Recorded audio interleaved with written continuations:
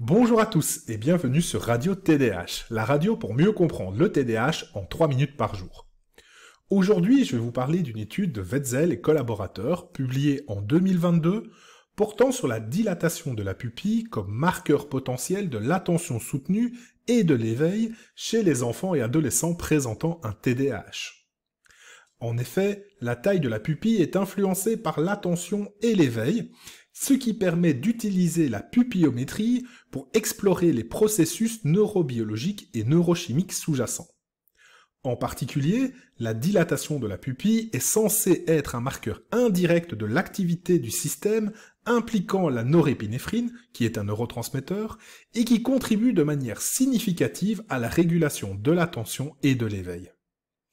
L'altération de ces fonctions joue un rôle important dans le trouble déficit de l'attention avec ou sans hyperactivité, mais malheureusement les processus neuronaux sous-jacents et leurs interactions ne sont pas encore suffisamment compris. Cette étude examine les changements dans la taille de la pupille, mais également le taux de clignement spontané des yeux et la performance dans une tâche d'attention soutenue chez 65 enfants et adolescents présentant un TDAH versus des témoins sains. Les résultats mettent en évidence que les personnes qui présentent un TDAH ont montré une performance générale réduite par rapport aux témoins dans la tâche d'attention soutenue. Le diamètre de la pupille a également diminué pendant la tâche chez les témoins, mais pas dans le groupe TDAH.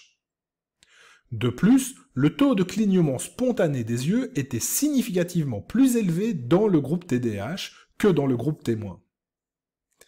Les principaux résultats que nous pouvons tirer de ça, dans l'étude, indiquent une adaptation insuffisante de l'éveil, mais également de l'attention aux exigences de la tâche présentée aux patients TDAH.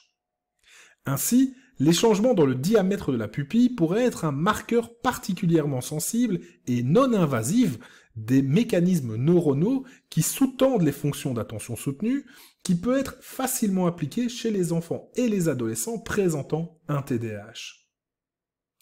De plus, il est bien possible que cet indicateur soit tout à fait pertinent dans d'autres pathologies. En effet, des difficultés d'attention soutenue, mais également d'éveil, sont présentes dans d'autres troubles. Cette étude permet donc d'augmenter nos connaissances, mais également les possibilités d'utilisation de la pupillométrie dans le cadre de troubles en santé mentale. On se retrouve tout bientôt pour une autre recherche sur le TDAH. Allez, ciao!